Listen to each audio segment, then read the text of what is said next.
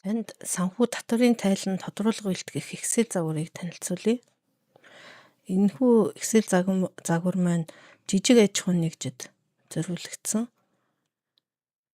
Үндсэн 26 шийт буюу хуудасаас бүрдэж байгаа. За хуудасны бүрээр нь товчхон та бүхэнд танилцуулах юм бол хамгийн ихний утас бол компани ерөнхий мэдээлэл байгаа. Энэ мэдээллийг бүрэн дүүрэн бөглөж арын шийтүүд дэх мэдээллүүд бол автоматар шинжлэгдээд явна. Ялангуяа та бүхэн эхлэх дуусах хугацааг яг зөв форматаар оруулж өгөөрэй. За дараагийн шийт бол дансны нэгдсэн чагсаалт байгаа. Энэ нэгдсэн чагсаалт бол сангийн сайдын баталсан нэгдсэн чагсаалтад нийцж байгаа. За ингээд компани санхүүгийн тайлангийн нүүр дэх мэдээллүүд бол өмнө оруулсан энэ үндсэн мэдээлэл дээр үндэслээд шинжлэгдээд явна. Энд бол гараар мэдээлэл оруулах хэсэг бол байхгүй. За мэдээлэл хэсэг дээр бол мөн шинжлэгдээд явна. За мөн нэмэлтээр санхүүгийн хураангуй гэсэн хэсэг орж ирсэн байгаа. Энд бол санхүүгийн тайлангаас мэдээллүүд бол автоматар татагдж орж ирээд ялангуяа нэгтлэн бодогчдод компани удирдлагатай санхүүгийн тайлангаа танилцуулах үед ашиглахад хэрэгтэй болов уу гэсэн зорилгоор энэ хураангуй мэдээллийг оруулж ирсэн байж байгаа. За энэ дээр нэг анхаарах зүйл нь бол энэ өмнөх үеийн мэдээллүүд бол гараар энд оруулж өгөх байгаа. Тэгжээж бол үзүүлэлтүүд бол зэрэгцүүлэх байдлаар үнэн гарч ирнэ. За санхүүгийн тайлан, байдлын тайлан, орлогын дэлгэрэнгүй тайлан, өмчийн өөрчлөлтийн тайлан, мөнгөн үлээний тайлан гэсэн үндсэн дөрвөн тайлан гарч ирнэ. Мөнгөн үлээний тайлан бол журналд үндэслээд автоматар тооцох тохиргоо хийж өгсөн байж байгаа. Гэхдээ энэ бол бүх төрлийн аж ахуйн нэгжид мөрдөгдөхөөр хэмжээнд боловсруулах боломжгүй учраас энийг бол нэгтлэн бодогч өөрсдийн компани онцлогт нийцүүлээд тодорхой хэмжээгээр бас өөрчлөх шаардлагатай байгаа. За гүйлгээ баланс бол журналд үндэслээд гүйлгээ баланс бол автоматар гарч ирнэ. За энд нэг анхаарах зүйл нь бол эхний үлдэгдлээ гараар шивж оруулна. За шивж оруулсан эхний үлдэгдэл энд автоматар баланс болон орлогын тайлан бусад тайлангууд руу автоматар татагдана. За дараагийн шийт нь бол ерөнхий журнал байж байгаа. Ерөнхий журнал нь яг айлуулах, автоматжуулахыг зорьсон. Ерөнхий журнал руу татагдах хуудсууд бол цалин байж байна. За цалинтай холбоотой мэдээлүүд, цалингийн мэдээллүүдийг оруулахад татвар болгон нийгмийн даатгалын шимтгэл бусад судгалууд нь автоматар тооцогдоод гарт толгох нийгмийн даатгалд нь гарт толгох цалин нь бол бас тооцогдно. За эндээс журнал бол автоматар цалинг бол татаж авчирж байгаа. Тэгэхээр энд бол ямар нэгэн нэмэлт журналын бичлэл хийхгүй автоматар цалин гэдэг шийтнээс журнал бичлэлт хийж байгаа. За дараагийнх нь бол үндсэн хөрөнгийн дэлгэрэнгүй бүртгэлээс журнал руу автомат бичлэлт хийгдэнэ.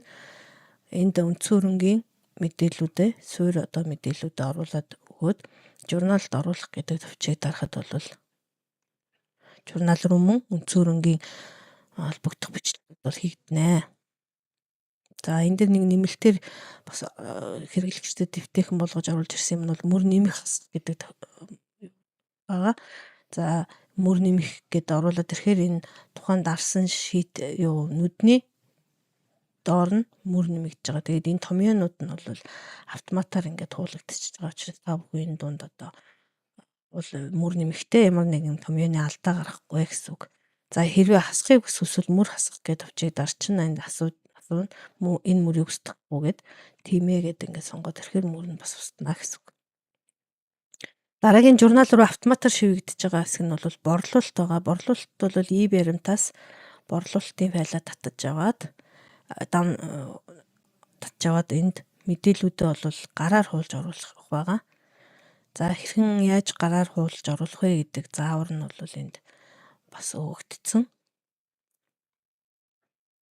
За ингээд энд e-баримтаас мэдээллүүдээ оруулсан дараа журналд оруулах гэдгийг дарахаар мөн ялгаагүй бичлэлтүүд нь журнал хэсэг рүү автоматар орно.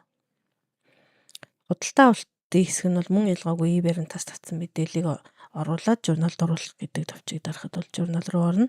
За гайлын мэдээ, барааны мэдээлэлтэй холбоотойгоор бас энэ журналд оруулах товчийг дарж журнал руугаа оруулж болно. За хуулга, банкны хуулга байж байгаа. За банкны хуулгыг бол бас мөн ялгаагүй багнаар нь мэдээллүүдээ хуулж оруулна. Энэ дээр нэг нэмэлт бас юм оруулж ирсэн нь огноо нэг цаг та байдлаар зарим банкны хуулгад татагддаг. Тэр тохиолдолд бол энэ товчийг дарахад бол огноо автоматар цаггүй болно. За мөн энэ дээр нэг бас хэрэглэгчид эвтэйхэн байдлаар шийдэж өгсөн зүйл нь бол айлуулах харьцсан дансыг автомат байлгахын тулд түлхүүр үгнүүд ашигласан байж байгаа.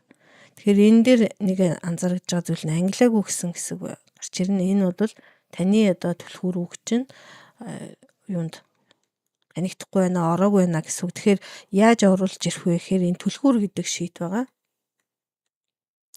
Энэ түлхүүр гэдэг шийт бол одоогор бол 499 гүйлгээг бол төрлийн одоо янз бүрийн түлхүүр үгнээс дансыг автоматар таних боломжийг бүрдүүлсэн байна. Энд өөрийн компанийн үйл ажиллагаатай холбоотой нийтлэг их хвчлэн гардаг гүйлгээний утгынхаа түлхүүр үгийг бичээд ямар данс руу ийм төрлийн гүйлгээ гарвал бичих вэ гэдгээ сонгож өгөөд за энэ ирэмб гэдэг нэг хэсэг байгаа. За ирэмб нь их өндөр байх тусмаа тухайн данс руу бол бичигдэнэ. Өөрөөр хэлбэл нэг гүйлгээнд 2 3 одоо түлхүүр үг орцсон байвал тэрний хамгийн өндөр ирэмбтэй ийм тоотой гүйлгээний данс руу автоматар бичлэл хийгдэнэ гэсэн үг.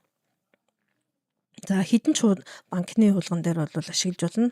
Банкныхаа хуулгыг нэмий гэвэл одоо энэ шийтээ move гэд create copy гэд үсгээд явахад бол энэ журналд оруулах томьёо нь бол ажиллаад явнаа. За дараагийнх нь бол CAS байж байгаа. CAS дээр мөн ялгаагүй багнаар нь гүйлгээнүүдээ оруулна. Түлхүүр үгний хувьд үйлчлэг түлхүүр үгний хувьд бол мөн ялгаагүй түрүү энд заасан түлхүүр үгэн дээр мэдээллүүдээ оруулаад явчихна гэсэн. За ханшийн зөрүүтэй холбоотой бас асуулт тавигддаг. За энэ систем нь бол ханшийн зөрүүг бүр автоматар бол тооцохгүй.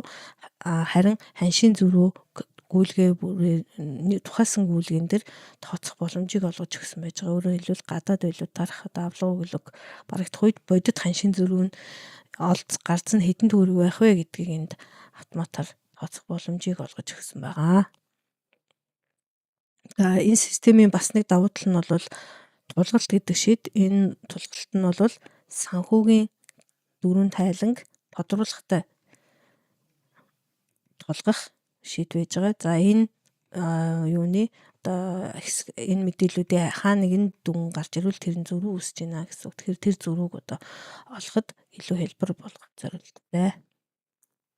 За тодруулгууд бол автоматар санхүүгийн тайлан болон бусад шийтээс бол автоматар гаргахад тохируулга хийж өгсөн. Гэхдээ энэ бол энд бас нэг анхаарах зүйл нь бол